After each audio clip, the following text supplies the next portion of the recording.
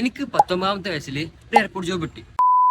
അതാണ് എല്ലാവർക്കും അറിയേണ്ടത്. എനിക്ക് എങ്ങനെയാണ് ജോബ് കിട്ടിയത്, എയർപോർട്ട് ജോബ് എങ്ങനെ കിട്ടും എന്നൊക്കെയാണ് നിങ്ങൾക്ക് അറിയേണ്ടത്.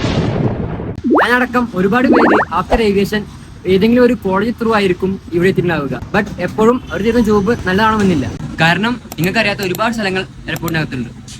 പുറത്ത് നോക്കുന്നവർക്ക് എന്റെ ജോബ് ഒരു ഇൻട്രസ്റ്റിംഗ് ജോബ് ആയിരിക്കും. ബട്ട് ഇതുപോലൊരു നശിച്ച ജോലി എയർപോർട്ട് ജോബ് അല്ലെങ്കിൽ ഏവിയേഷൻ ഇതൊരു തുണി അയക്കാത്ത സത്യമാണ് ഗൈസ്. സത്യം നമ്പർ 1, ഒരു എയർപോർട്ട് ജോബ് കിട്ടാൻ +2 മതിയെങ്കിലും ഇപ്പോൾ എല്ലാ കമ്പനികളും ഡിഗ്രി ചോദിക്കുന്നുണ്ട്. ഡിഗ്രി ഉണ്ടോ, യുവർ ജോബ് വാല്യൂസ് ഹൈ.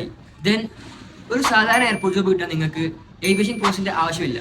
സത്യം നമ്പർ 2, ചിലപ്പോൾ ലുക്ക് മാത്രമേ കാണുള്ളൂ, പട്ടിപ്പണിയായിരിക്കും. ലാസ്റ്റ് 1, തുടക്കം തന്നെ 10,000-ങ്ങളോ ലക്ഷങ്ങളോ പ്രതീക്ഷിക്കരുത്. ക്യാഷ് കൂടാൻ ടൈം എടുക്കുത്രേ. എന്നോടൊരാൾ ഏവിയേഷൻ കോഴ്സ് എടുക്കട്ടെ എന്ന് ചോദിച്ചാൽ ഞാൻ പറയും, തന്നോടല്ലേ പറഞ്ഞു വേണ്ടെന്ന്. നിങ്ങളുടെ ഏവിയേഷൻ ഫ്രണ്ടിന് ഈ വീഡിയോ ഷെയർ ചെയ്ത് കൊടുക്കുക.